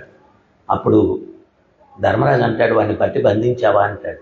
ఎందుకు బంధించాలి వాడిని అంటే, వాడెవడో కాదు, స్వయాన కలిపురుషుడు వాడు, మన తర్వాత కలియుగం రాబోతుంది, కలియుగంలో జరగబోయే విషయాల గురించి చెప్పాడు అంటాడు. మరి వాడు రాజులాగా అలంకరించుకుని ఉన్నాడే అంటాడు భీముడు. మనిషి అట్టా ఉన్నాడు అంటాడు, కురూపిలాగా ఉన్నాడు అంటాడు. అప్పుడు ధర్మరాజు నవ్వుతూ చెప్తాడు, కలియుగంలో ప్యాకింగ్ ఇచ్చిన ప్రాముఖ్యత ప్రోడక్ట్కి ఉన్నాయన అంటాడు. ప్యాకింగ్ ఎక్సలెంట్గా ఉంటుంది, ప్రోడక్ట్ వరస్ట్గా ఉంటుంది. చిన్న పిల్లలు తినే చిప్స్ ప్యాకెట్ నుంచి వాడు ఉబ్బిపోయి ఉంటుంది. వాడు అనుకుంటాడు కొనుక్కుంటే రోజంతా తినచ్చేమో అనుకుంటాడు. ఓపెన్ చేస్తే 4 పలుకులు ఉంటాయి, గాలి ఉంటుంది లోపల. ప్యాకింగ్ ఎక్సలెంట్గా ఉంటుంది కలియుగంలో, ప్రోడక్ట్ వరస్ట్గా ఉంటుంది అంటాడు. మరి వాడు అడిగిన ప్రశ్నలకు సమాధానం ఏంటి అంటాడు భీముడు. అప్పుడు ధర్మరాజు చెప్తాడు, కంచె చేనును మేసింది అంటే చట్టాన్ని ఎవరైతే కాపాడాలో కలియుగంలో వాళ్లే చట్టాన్ని ఉల్లంఘిస్తారు. కంచె చేనును మేసింది అంటే దానికి అర్థం అది అంటాడు. మరి రెండవది, పెద్ద కుండ నిండుకు నీరు తీసుకుని 5 చిన్న కుండల్లో సమానంగా పోసి ఆ 5 చిన్న కుండలో నీరు తీసి పెద్ద కుండలో పోస్తే ఎలిత ఏర్పడింది అంటే అర్థం ఏంటి అంటాడు. అప్పుడు ధర్మరాజు విచారవదలంతా చెప్తాడు. ఒక తండ్రి 5 పిల్లల్ని సమానంగా పెంచుతాడు, 5 పిల్లలు కలిసి ఒక తండ్రిని చూసుకోలేరు కలియుగంలో, దానికి అర్థం అది. ఒక తండ్రి 5 పిల్లల్ని సమానంగా పెంచుతాడు, 5 పిల్లలు కలిసి తండ్రిని చూసుకోలేరు. దానికి తప్పు పిల్లలదే కాదు, తల్లిదండ్రులది కూడా ఉంది. మనం ధర్మము, ప్రేమ, అనురాగం ఇవేం చెప్పట్లేదు. మనం వాడేడు సంపాదించాడు చూడరా, వీడేడు సంపాదించాడు చూడరా, నాయన వాళ్ళు అధర్మంగా, ధర్మమా అధర్మమా, నీ ఆనందం కోసం నువ్వేమైనా చేయబోయాను. మరి మా ఆనందానికి ముసలివాళ్ళు అడ్డం ఉన్నారు, బొమ్మంటున్నాడు. బొమ్మన్నాడు. నేను కొన్ని సంవత్సరాల కిందట ఈ యువతంతా చెడు మార్గాల్లో నడుస్తున్నారని చెప్పి 2 రాష్ట్రాలు కలిసి ఉన్నప్పుడు రాష్ట్రం అంతా తిరిగి ప్రతి ఊర్లో కూడా విద్యార్థుల్ని ఒక 5,000 మంది, ఒక్కొక్క ఊర్లో అయితే 10,000 మంది, వాళ్ళందరినీ కూడా గ్రౌండ్స్లో గ్యాదర్ చేసి ఈ యొక్క మోరల్స్, ఎథిక్స్ మీద వాళ్ళకి ఏదన్నా ఉపన్యాసం ఇవ్వాలని చెప్పి ఈ కథ ప్రతి ఊర్లో చెప్పి, కడపలో ఎక్కడో ఒక ఊర్లో ఈ కథ చెప్పి మీ తల్లిదండ్రులు మీరు బాగా చూసుకుంటారా అని అడిగారు. ఒక పిల్లవాడు లేచి, మా తల్లిదండ్రులు వాళ్ళ తల్లిదండ్రులు నేను చూసుకోవట్లేదు కదా, మేము కూడా చూసుకోమన్నాడు. నేను అప్పుడు ఆయన అడిగాను, ఎందుకు చూసుకోవాలో ఒక చిన్న విషయం చెప్తాను రా బాబు, నీకు చిన్నప్పుడు స్నానం ఎవరు చేయించారన్నాడు. అమ్మ అన్నాడు. బట్టలు ఎవరు వేశారు? అమ్మ. భోజనం ఎవరు పెట్టారు? అమ్మ అన్నాడు. నువ్వు చేసుకొని ఉండొచ్చు కదా, అమ్మ దగ్గర ఎందుకు చేయించుకున్నావు అన్నాను. ఏడు గురుగారు అట్టంటారు, చిన్నప్పుడు చేసుకోలేదు కదా అన్నారు. నువ్వు చేసుకోలేనప్పుడు చాకరీ చేయించుకున్నావు, వృద్ధాప్యం బాల్యంతో సమానం అంటారు, వాళ్ళు చేసుకోలేనప్పుడు వీధిలో దోస్తావు ఏమి న్యాయం రా అన్నాను. అప్పుడు వాడు కళ్ళలో నీళ్లు తిరిగి లేదు గురుగారు నేను చూసుకుంటాను అన్నాడు. అంటే మనం ఈ రోజుల్లో ఏంటి అంటే ఆ పిల్లలకి ఏదైనా మంచి చెప్పేటువంటి పరిస్థితి లేకుండా ఉంది. అందువల్ల వాళ్ళు అట్లా తయారవుతూ ఉన్నారు. ఒక్క తండ్రి 5గురు పిల్లల్ని సమానంగా పెంచుతాడు. 5గురు పిల్లలు కలిసిన తండ్రిని చూసుకోలేదు. వీటన్నిటికి కారణం ఏంటి అంటే ప్రేమతత్వం లేదు. జస్ట్ యూజ్ అండ్ త్రో అన్నట్టుగా ఉంది వాతావరణం అంతా కూడా. వ్యాపారం వ్యక్తుల మధ్య, ఇంతకుముందు ఆధ్యాత్మిక చింతన వల్ల వ్యక్తుల మధ్య ప్రేమ ఎథిక్స్ ఉన్నాయి. విలువలతో కూడిన జీవితాలు గడుపుతూ ఉన్నారు. ప్రేమకి ఎంత శక్తి ఉందో తెలుసా? ఒకరోజు ఒక ఇల్లాలు ఇంట్లో నుంచి బయటకు వస్తుంది. 3 వ్యక్తులు కూర్చొని ఉంటారు ఇంటి ముందు. ఆమె అడుగుతుంది మీరు ఎవరు అని అడుగుతుంది. ఒక ఆయన అంటాడు నేను ప్రేమ స్వరూపం అంటాడు. ఇంకొక ఆయన సంపద స్వరూపం అంటాడు. ఇంకొక ఆయన విజయ స్వరూపం అంటాడు. మీరు భోజనం చేసినట్లేరు, ఇంట్లోకి వస్తే భోజనం పెడతానంటున్నాను. వాళ్ళు అంటారు అమ్మ యజమాని లేడు కదా, యజమాని వచ్చిన తర్వాత పిలవండి అని చెప్పి వాళ్ళు చెప్తారు. యజమాని వచ్చిన తర్వాత భోజనం పెట్టిన తర్వాత ఈమె చెప్తుంది ఏమండి మన ఇంటి ముందు 3 స్వరూపాలు ఉన్నారు. ఒక ఆయన ప్రేమ స్వరూపం, సంపద స్వరూపం, విజయ స్వరూపం. ఎవరిని ఇంట్లోకి పిలుస్తాం? ఆ యజమాని మన టైప్ అనమాట. ఏమే సంపద స్వరూపాన్ని పిలవే అంటాడు. ఆ ఉండి సంపద ఉండి విజయం లేకపోతే ఉపయోగం ఏముందండి? వాళ్ళకు ఒక కుమార్తె ఉంటుంది. సంపద విజయం 2 ఉండి ప్రేమ లేకపోతే జీవితాలు నిరర్థకం. నా ఉద్దేశంలో ప్రేమ స్వరూపాన్ని పిలవండి అని చెప్పి చెప్తుంది వాళ్ళ కుమార్తె. అప్పుడు ఇల్లాలు పోయి అయ్యా ప్రేమ స్వరూపమా నువ్వు ఇంట్లోకి రా అని చెప్పి పిలిస్తే ఆ ప్రేమ స్వరూపం లేచి ఇంట్లోకి వస్తూ ఉంటే సంపద స్వరూపం, విజయ స్వరూపం వీళ్ళిద్దరు కూడా లేచి వెనకాల అనుసరిస్తారు. అప్పుడు ఆ ఇల్లాలు ఏమంటుందంటే అయ్యా సంపద స్వరూపం, విజయ స్వరూపం మిమ్మల్ని పిలవలేదు, నేను ప్రేమ స్వరూపాన్ని మాత్రమే పిలిచాను అని. అప్పుడు వాళ్ళు ఏమంటారంటే అమ్మ క్షమించాలా, ప్రేమ ఎక్కడుంటే అక్కడ సంపద విజయం మేము ఉంటాము, ప్రేమ నుంచి మమ్మల్ని విడదీయలేదు, ప్రేమ నుంచి మమ్మల్ని విడదీయలేదు. సో భగవత్ తత్వం ప్రేమతత్వం. ఎందుకు ప్రేమతత్వం అనేది కూడా నేను చెప్తాను నీకు. ఈరోజు ఏకాదశి, మామూలుగా శాస్త్రాలు ఏం చెప్తాయంటే ఏకాదశి రోజు ఉపవాసం ఉంటే మరుసటి రోజు ద్వాదశి రోజు ఎవరినన్నా భక్తుడు ఉపవాసం ఉన్న భక్తుడిని పిలిచి భోజనం పెడితే చాలా పుణ్యం వస్తుందండి. ఎన్నో గోవులు దానం చేసిన ఫలితం వస్తుందండి. ఒక వ్యక్తి ఏదో కష్టపడి ఏకాదశి రోజు ఉపవాసం ఉండి మరుసటి రోజు ద్వాదశి రోజు ఒక వ్యక్తికి భోజనం పెట్టడానికి ఇంటికి పిలిచి భోజనం పెట్టాడు. పెట్టిన తర్వాత అయ్యా భగవంతుడి గురించి 4 వాక్యాలు ఏదైనా చెప్పండి అన్నాడు. వాడు తిన్నవాడు ఏమన్నాడంటే అసలు నేను భగవంతుడిని నమ్మను, నేను నాస్తికుడిని అన్నాడు. ఒరే పుణ్యం వస్తుందని చెప్పి భక్తుడు అనుకో నీకు భోజనం పెడితే నువ్వు నాస్తికుడు అయితే నాకేం పుణ్యం వస్తుందిరా అని చెప్పి చాలా కలత చెంది అతను వెళ్ళిపోయాడు. నిద్ర కూడా పట్టలేదంట.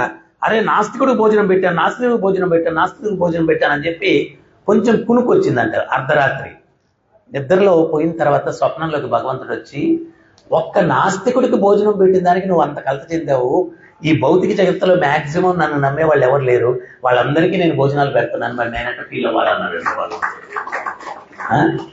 భగవంతుడు. నేనంటే ఫీల్ అవ్వాలా అన్నాడు. ఈ సృష్టిలో తినే బియ్యపు గింజల దగ్గర నుంచి, కూరగాయల దగ్గర నుంచి, పండ్ల దగ్గర నుంచి, పీల్చే గాలి దగ్గర నుంచి, ఈ శరీరం దగ్గర నుంచి మనం ఏమైనా మ్యానుఫ్యాక్చర్ చేసామా? భగవంతుడు చేశాడు. మరి ఆయన చేసిన దాన్ని మనం అనుభవిస్తున్నాం.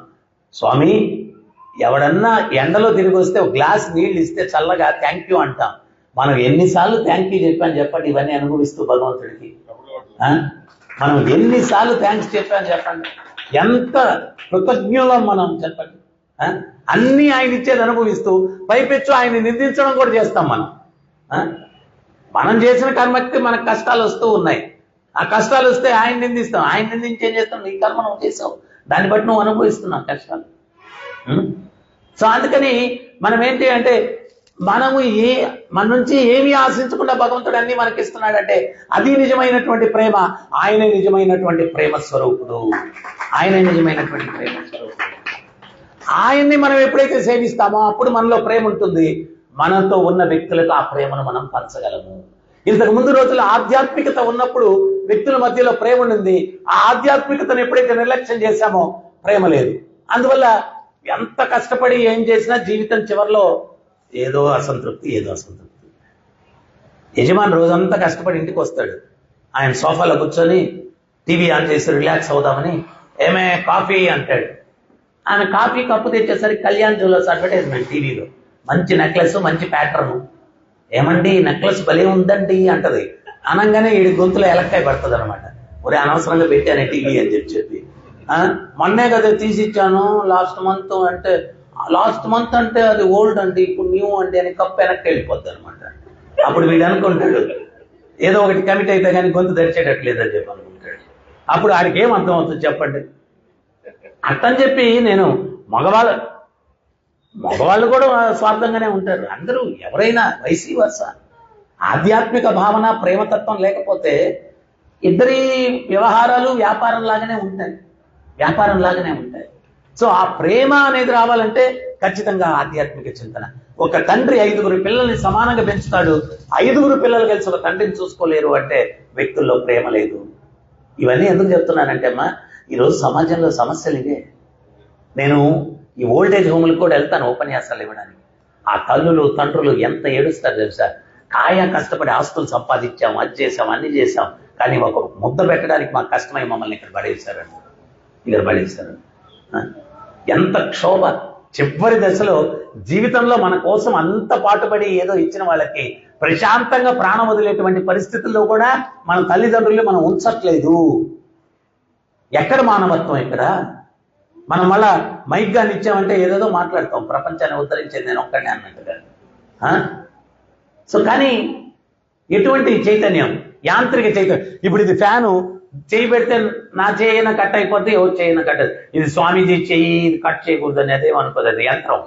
సో మనుషులు కూడా యాంత్రికంగా తయారయ్యారు. తల్లి లేదు, తండ్రి లేదు, ఏం లేదు. సో మూడోది, సూది రంధ్రంలో ఏనుగు దూర్చడానికి ప్రయత్నిస్తే ఏనుగు దూరిపోయింది, తోక చిక్కుంది. దానికి ధర్మరాజు నవ్వుతూ చెప్తాడు, కలియుగంలో పెద్ద పెద్ద స్కాములకు అందరూ నిర్దోషులే, ఏనుగు దూరెళ్ళిపోద్ది. పోలీస్ స్టేషన్లో బుకింగ్ అంతా పెట్టి కేసులు, తోక చిక్కుంటుంది, చిన్నవి పట్టుకుంటారు. పెద్ద పెద్ద స్కాములకు అందరూ నిర్దోషులే. ఎలక్షన్ ముందు వైజాగ్లో కొన్ని వేల కోట్ల డ్రగ్స్ పట్టుకున్నారన్నారు. తర్వాత ఏమన్నా ఊసేలేదు. ఎవరు సూత్రధారి, ఎవరు పాత్రధారి, ఏనుగు దూరెళ్ళిపోయింది. పోలీస్ స్టేషన్లో చిన్న పెట్టి కేసులు, పిట్ ప్యాకెట్ అన్ని అవి పట్టుకుంటారు పెట్టి కేసులు. సో దానికి అంటే చూడండి, మహాభారతంలో 5000 సంవత్సరాల కిందట రాశారు ఇవన్నీ. తూచే తప్పకుండా జరుగుతున్నాయి ఇవి. చెప్పండి, శాస్త్రం అనేది నిన్న సత్యమే, ఈరోజు సత్యమే, రేపు సత్యమే. రామానుజులు వారు చెప్తారు. ఇదే జరుగుతూ ఉన్నాయి. తర్వాత గోవు దూడ చంపి తినేస్తూ ఉంది. దానికి ధర్మరాజు విచారవదనంతా చెప్తారు. జంతువు కూడా తన బిడ్డ అంటే చాలా ప్రియం. పిల్లి పిల్లలను పెట్టింది అనుకోండి, ఎవరిని రానిదు. అది ఎంత చిన్నదైనా కానీ రెక్కేస్తుంది మీద పడి. ఆ పిల్లలంటే అంత ప్రేమ. కుక్క పిల్లలను పెడితే ఎవరిని దగ్గరికి రానిదు. జంతువులు కూడా బిడ్డలంటే చాలా ప్రియం. కానీ కలియుగంలో తల్లే తన బిడ్డను అభాషణ రూపంలో చంపుతుంది, చంపడమే కాకుండా తింటుంది అంటాడు. ఈరోజు అమెరికా, తాయివాన్లలో కాస్ట్లీయెస్ట్ అండ్ టేస్టియెస్ట్ ఫుడ్ ఏంటి అంటే ఈ అభాషణ రూపంలో తీసిన పిండాన్ని ప్యాకింగ్ చేసి అమ్ముతున్నారు, దాన్ని తింటున్నారు. అంత నీచానికి మనిషి దిగజారిపోయాడు. ఈరోజు ఈ పుణ్యభూమి, వేదభూమి, ధర్మభూమి, కర్మభూమి ఇక్కడ పుట్టి మనం అమెరికా లాగా ఎప్పుడయ్యా మన దేశం అయ్యేదని దీర్ఘాలు తీస్తున్నాం. ఏం నాయన, పిండాలు అమ్మితే కానీ నీ దేశం గొప్పదనుకోవాలి. చాణక్యుడు చెప్తాడు, దేశం యొక్క సౌభాగ్యం సంస్కృతి, కల్చర్. ఎంత ఉన్నతమైన సంస్కృతి. మనం జీవించే విధానాన్ని ఏమంటారంటే దేవతలు కూడా అభినందించేటువంటి నాగరికత అది. అందుకని మనం జీవించే విధానాన్ని ఏమన్నారంటే దైవీ నాగరికత అన్నారు. దైవీ నాగరికత ఇది. దేవతలు కూడా అభినందించే నాగరికత మంది. అంత గొప్ప నాగరికతలో పుట్టి మనము ఆ చెత్తనంతా నెత్తిన, ఆ పాశ్చాత్య సంస్కృతి నెత్తనేసుకొని ఆమెను అఘోరిస్తూ ఉన్నాం. ఎప్పుడన్నా కల్లో కూడా అనుకున్నామా పెళ్లికి ముందు ప్యూర్గా ఉండాలా లేకుండానా? అదొక డిబేటు, చర్చలు, డైవర్సులు, అది రకరకాల చెత్త. అసలు ఇది మానవ సమాజం అని చెప్పుకునే దానికి అర్హతను కోల్పోయేటట్టుగా మానవ సమాజం తయారైంది ప్రస్తుతానికి. వీటన్నిటికీ పరిస్థితి కారణం ఏంటి తెలుసా? మన సంస్కృతిలో స్త్రీ పురుషులు అంటే డిస్టెన్స్ మెయింటైన్ చేయాలి పెళ్ళయ్యేంత వరకు. ఇప్పుడు ఏమైంది? సినిమాకి నిజ జీవితానికి వ్యత్యాసం తెలియదు. 10th క్లాస్ ఇంటర్మీడియట్కి వచ్చేస్తే స్కూళ్ళు కాలేజీలు కొట్టి తిరిగేస్తూ ఉన్నారు. తిరిగేటప్పుడు మనం ఎవరెవరు చూస్తాడో తెలియదు. పెళ్లి కళ్ళు మూసుకొని పాలు తాగుతుందంట, నన్ను ఎవరు చూడట్లేదని. పెళ్లి రోజే పెళ్లి కొడుకు ఫ్రెండ్ వచ్చి అంటాడు, ఒరే నీ భార్యని ఎక్కడో చూసినట్టుందరా అంటాడు. వాడికి గుర్తొచ్చిన రోజు వీడి పెళ్లి పెట్టకలేకపోతుంది. ఇవేనండి సమస్యలు. ముందు చూపుతోటి మహాభారతంలో భీష్మ పితామహుడు చెప్పాడు, వివాహం అయ్యేంత వరకు తల్లిదండ్రుల రక్షణలో ఉండాలా, వివాహం అయిన తర్వాత భర్త రక్షణలో ఉండాలా, విధివశాత్తు భర్త మరణిస్తే పెద్ద కుమారుని యొక్క రక్షణలో ఉండాలి. స్త్రీ స్వతంత్రతను కోరుకుంటే చాలా కష్టాలు వస్తాయి. అంటే ఒంటరిగా ఉన్న స్త్రీ మీద అందరి దృష్టి వేరుగా ఉంటుంది, ఆమెకు చాలా కష్టాలు వస్తాయి. సో ఈ విచ్చలవిడితనం వల్ల ఇప్పుడు 11, 12, 13 సంవత్సరాల బాలికలు కూడా గర్భిణులు అవుతున్నారంట అమెరికా, ఈ పాశ్చాత్య దేశాలు. మరి తండ్రి ఎవరో తెలియదు, వాడిని ఏం చేయాలా? సో 3 నెలలు పెంచాం, 4 నెలలు పెంచాం, దాని నుంచి కూడా ఏదైనా సంపాదిద్దామని చెప్పి ఇటువంటి అకృత్యాలు జరుగుతున్నాయి. అంత నీచానికి మనిషి దిగజారిపోయాయి. ఈ సంస్కృతిని విలువ మనం తెలుసుకోవాలి. గొప్ప సంస్కృతి. గోవు దూడం చంపేస్తుంది అంటే తల్లే తన బిడ్డను అబార్షన్ రూపంలో చంపుతుంది, చంపడమే కాకుండా తింటుంది అంటాడు ధర్మరాజు. చివరిగా తీర్థయాత్రలకు వెళ్తూ ఉంటే ఓ కొండ మీద నుంచి బండ దొల్లుకుంటూ మార్గానికి అడ్డంగా పడిపోయింది. ఎవరు తొలగించడానికి ప్రయత్నించినా తొలగింపబడలేదు. ఒక బక్క చిక్కిన భక్తుడు నూలు పోగు తీసి దాన్ని కట్టి లాగితే దొల్లుకుంటూ పక్కన పడిపోయి పగిలిపోయి. కలియుగంలో ఏదన్నా మంచి చేయాలంటే ఆటంకాలు విపరీతంగా ఉంటాయి, చెడుకు విపరీతమైన ప్రోత్సాహం ఉంటుంది.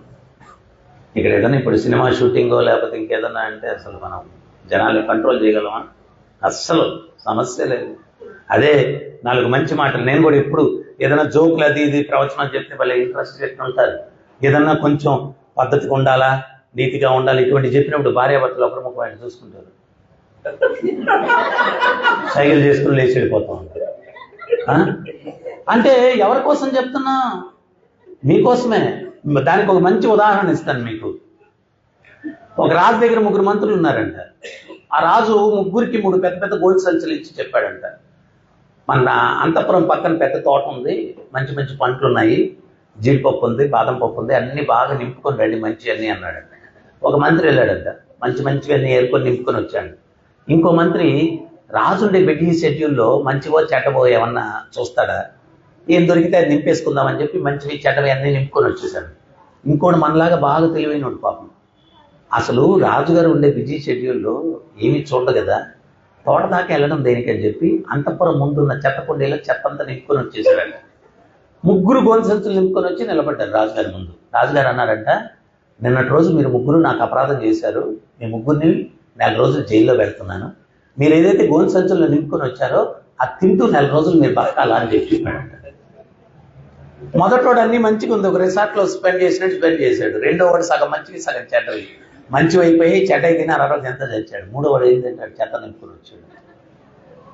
వాళ్ళ లాజిక్ ఏంటి? రెండోవాడి 3వాడి లాజిక్, రాజు ఏమన్నా చూస్తాడా? మనం కూడా మంచిగా ఉండడం నాయన, పద్ధతిగా ఉన్నాడంటే ఈ గురువు గారు చెప్తారులే, దేవుడు ఏమన్నా చూస్తాడా? అరే నాయన, నువ్వు చేసిన కర్మలు వాళ్ళు కలెక్ట్ చేసుకుని వాళ్ళే అనుభవించాలా, నువ్వు చేసిన కర్మ ఫలాలు నువ్వే అనుభవించాలా, అందుకని చెప్పి చెప్తున్నారు సాధువులు భగవంతులు మంచిగా జీవించమని, మంచిగా జీవించమని. రామాయణంలో ఒక మంచి దృష్టాంతం ఉంటుంది. రావణుణ్ణి రాముల వారు అస్త్రం వేస్తారు, కింద పడిపోతాడు, ఇంకా తుది శ్వాస వదిలే పరిస్థితి. అప్పుడు లక్ష్మణునికి చెప్తాడు రాముల వారు, వాడు ఎంత దుర్మార్గుడైనా గొప్ప జ్ఞాని, జ్ఞాన సారం ఏదన్నా ఉంటే అడిగి తెలుసుకుందాము, మనం ఉపయోగించుకొని ప్రపంచానికి ఇస్తాం, లక్ష్మణ పోయి జ్ఞానసారం అడుగు అంటాడు. లక్ష్మణుడికి వాడి దగ్గరికి పోయి జ్ఞానసారం ఏంటి అడిగేదని చెప్పి ఇష్టపడదు. అన్నగారు చెప్పారు కదా అని వెళ్తాడు. వెళ్ళి రావణాసురుడు తల పక్కన కూర్చొని ఓరి నీచుడా, నికృష్టుడా, దుర్మార్గుడా అని చెప్పి స్తోత్రం మొదలు పెడతాడు.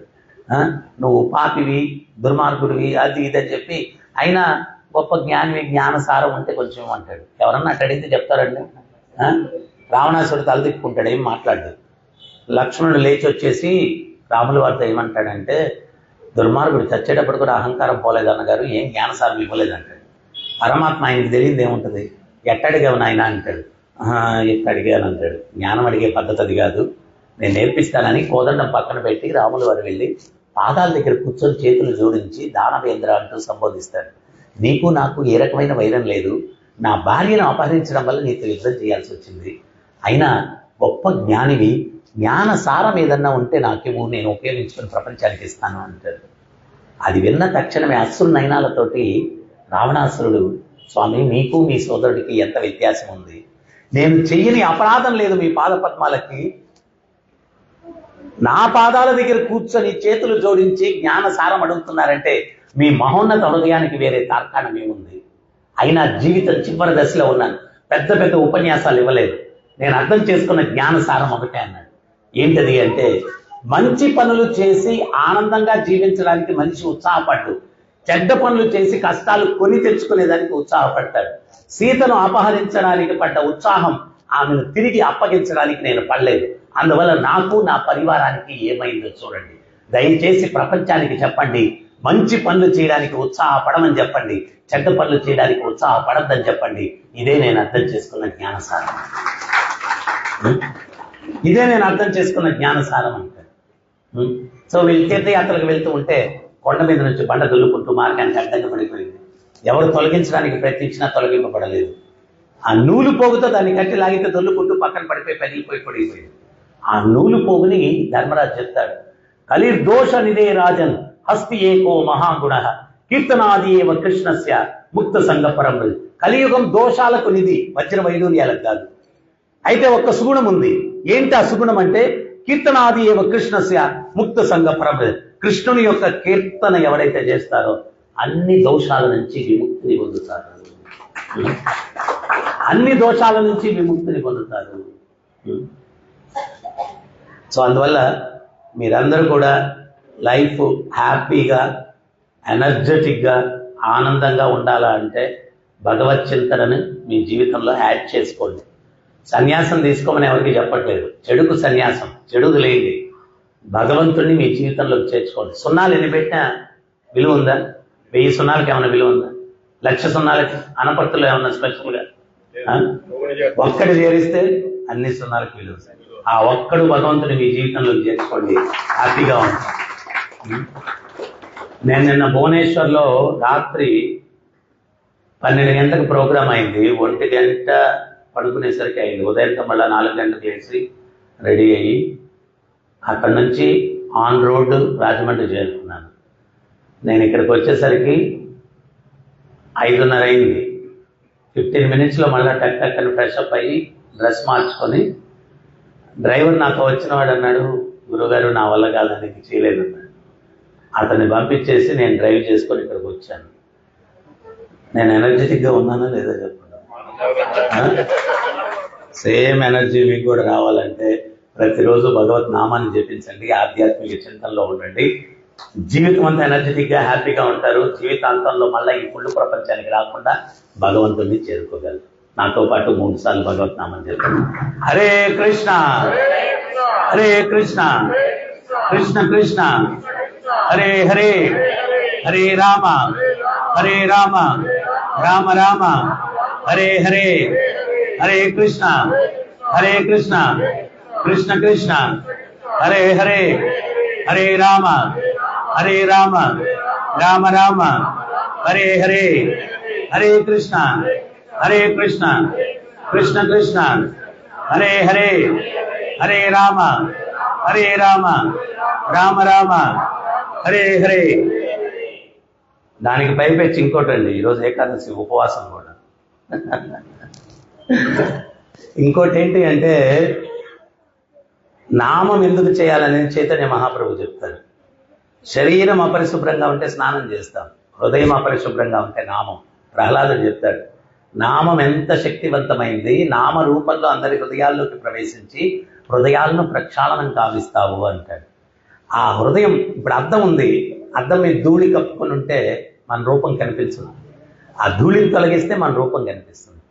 ఈ యొక్క స్వరూప సిద్ధి, నేను ఆత్మస్వరూపుణ్ణి అన్న సాక్షాత్కారం మనలో కలగాలంటే ఈ హృదయ తర్పణం మీద ఉన్నటువంటి మాలిన్యం పోవాలి. ఆ మాలిన్యం పోవాలంటే సాధన చేయాలి. కలియుగంలో ఆ సాధన ఏంటి అంటే నామం చేయాలి. ఎవరన్నా నామం చేయమంటే, గురువుగారు మా తాతగారు చేసేవారండి, మా తండ్రి గారు చేసేవారండి, మా ముత్తాత గారు చేసేవారండి. పూర్వానికి ఎవడో చలికాలం గంగలో స్నానం చేయడానికి ఋషికేశ్లోకి వెళ్ళాడంట. అక్కడ ఐస్ గరిగా వస్తూ ఉంటుంది, చేయి పెడితే 7 నిలుపుపోయాయంట. వాడు ఒంటి మీద టవల్ ఉన్నిందంట. ఆ టవల్ నీళ్ళలో ముంచేసి 3 సార్లు టవల్ స్నానం నేను స్నానం, టవల్ స్నానం నేను స్నానం అనుకుని వచ్చేస్తున్నాడు. ఇంకోటి ఎదురెళ్ళాడంట, అరే చలికాలం చల్లగా ఉన్నాయి నీళ్ళు ఎట్టేసేవరా స్నానం అన్నాడంట. స్నానం ఎక్కడ చేస్తామరా చస్తామని, మరి ఏం చేసావన్నాడంట. టవల్ నీళ్ళలో పిండేసి టవల్ స్నానం నేను స్నానం 3 సార్లు అనుకుని వచ్చేస్తున్నా అన్నాడంట. వాడేం చేసి అంటే ఇది చేయి పెట్టి నువ్వు స్నానం నేను స్నానం, నువ్వు స్నానం నేను స్నానం. ఇటువంటి స్నానం వల్ల శుద్ధి జరగదండి. స్నానం చేస్తేనే శుద్ధి జరుగుతుంది. తేనె సీసా బయట ఎంత నాకినా రుచి తెలియదు, చేతిలో వేసుకొని నాలుగు మీద వేసుకుంటే మీరు నామం చేస్తేనే ఆ మాధుర్యం తెలుస్తుంది. ఆ మాధుర్యం వల్ల మన జీవితంలో పరివర్తన కలుగుతుంది. మీరెంత నామం చేపిస్తారు, ఇతరుల చేత ఎంత నామం చేపిస్తారు అనే దాన్ని బట్టి మీ ఆధ్యాత్మిక ఉన్నతి ఆధారపడి ఉంటుంది. పూర్వానికి రోజు ఉపన్యాసం ఇచ్చే ఒక వ్యక్తి, బస్సు డ్రైవరు, ఇద్దరు ఒకేసారి బకెట్ తన్నేశారండి, చనిపోయారండి. ఆ యమధర్మరాజు వచ్చి ఆ ఉపన్యాసం ఇచ్చే వ్యక్తి నరకానికి వెళ్తాడు, బస్సు డ్రైవర్ వైకుంఠానికి వెళ్తాడు అన్నారండి. ఆ ఉపన్యాసం ఇచ్చే వ్యక్తికి చాలా కోపం వచ్చింది. నేనేంటి రోజు ఉపన్యాసం ఇస్తాను, నేను నరకానికి వెళ్ళడం ఏంటి, వాడు ఆఫ్టర్ ఆల్ బస్సు డ్రైవరు, వాడు వైకుంఠానికి వెళ్ళడం ఏంటి అన్నాడు. అప్పుడు యమధర్మరాజు చెప్పాడండి, నువ్వు రోజు ఉపన్యాసం ఇచ్చేవాడివి, భగవంతుని గురించి ఒక మొక్క కూడా చెప్పేవాడివి కాదు, నేను ఇంద్రుడిని చంద్రుడిని అని గొప్పలు చెప్పుకునేవాడివి. కానీ ఆ బస్సు డ్రైవర్ చాలా ర్యాష్గా డ్రైవింగ్ చేసేవాడు, టర్నింగ్లో కూడా స్పీడ్ తగ్గేవాడు కాదు, వాడు 100, 120లో జుమ్ అని తిప్పేవాడు. ప్రయాణికులందరూ భయంతో కృష్ణ రామ గోవింద అనుకున్నారు.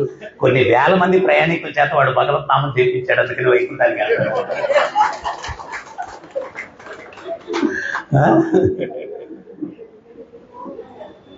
జీవుల్ని ఏదో ఒక రకంగా భగవంతుడి దగ్గరికి తీసుకెళ్ళాలి. అందుకనే స్వామి ప్రభుపాదులు వారు చెప్తారు, హే కృష్ణ కరుణా సింధు దీనబంధు జగత్పతే గోపేశ గోపికా కాంత రాధాకాంత నమోస్తుతే. మనందరం దీనులమే. నేను చిన్నప్పటి నుంచి ఒకటి అంటే నాకు చిన్నప్పటి నుంచి కొంచెం గమనిస్తూ ఉండేవాడిని. ఎప్పుడైనా ట్రైన్లలో అక్కడ జర్నీ చేసినప్పుడు ఇక్కడ కూర్చొని ఫ్రెండ్స్, అరే నాకు చాలా బాధలు ఉన్నాయరా అంట మొదలు పెడతాడు అనమాట. వాడు మొత్తం వినేసి, ఓ సింతేనా, నా బాధలు విన్నావంటే అంటే వాడు మొదలు పెడతాడు. వీడికి 500 కేజీలు ఉంటే వాడు 1000 కేజీలు ఎత్తులు పెట్టేస్తాడు అనమాట. సో మనందరం దీనులమే, ఎవడిది ఏం చేసేది లేదు. దీనబంధో జగత్పతే, దీనులందరికీ బంధువు ఎవరు? జగత్పతే, జగత్తుకే పతి.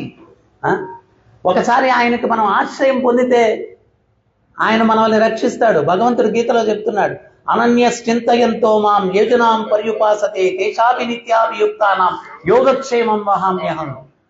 మీ చింతలన్నీ మర్చిపోయి నా చింతనలో వింటే మీ యోగక్షేమాలు నేను చూసుకుంటాను. ఆయన ఎంత కరుణార్థ హృదయుడు. రాములు వారు వనవాసం చేసిపోతున్నారంట, అరణ్యలో సంచరిస్తూ ఉంటే ముళ్ళు పాదాలకు గుచ్చుకుంటున్నాయంట. లక్ష్మణ స్వామి చూసి ఆ ముళ్ళు తీయడానికి ప్రయత్నిస్తే రాములు వారు వద్దన్నారంట.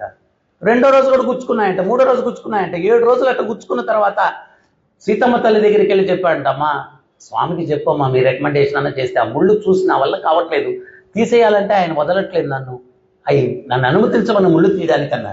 సీతమ్మ తల్లి వెళ్ళి రాముల వారితో అనిందంట, స్వామి ఎందుకంటే ఆ ముళ్ళు అట్ట పెట్టుకొని నడుస్తారు, ఆ లక్ష్మణుడిని అనుమతించండి, ఆ ముళ్ళు తీసేస్తాడంట. అంటే అప్పుడు రాముల వారు చెప్పారంట, ఏ సీత, నా పాదపద్మములు ఆశ్రయం పొందిన వ్యక్తిని దూరం చేయనని చెప్పి నేను మాట ఇచ్చాను. ఆ ముళ్ళు నా పాదపద్మముల ఆశ్రయం తీసుకున్నాయి, వాటిని నేను దూరం చేయనన్నాడు. నా పాదపద్మముల ఆశ్రయము తీసుకున్న వ్యక్తిని నేను దూరం చేయనని చెప్పి నేను మాట ఇచ్చాను. అవి నా పాదపద్మముల ఆశ్రయం తీసుకున్నాయి, వాటిని దూరం చేయను. లంకలోకి వెళ్తే విభీషణుడు వచ్చాడంట, పాహిమాం పాహిమాం రక్షమామని. అప్పుడు రాముల వారు అన్నారంట, విభీషణ నువ్వు కలత చెందద్దు, లంకకి నిన్ను రాజును చేస్తానన్నాడంట. అప్పుడు వానరాలందరూ అన్నారంట, ఏంటయ్యా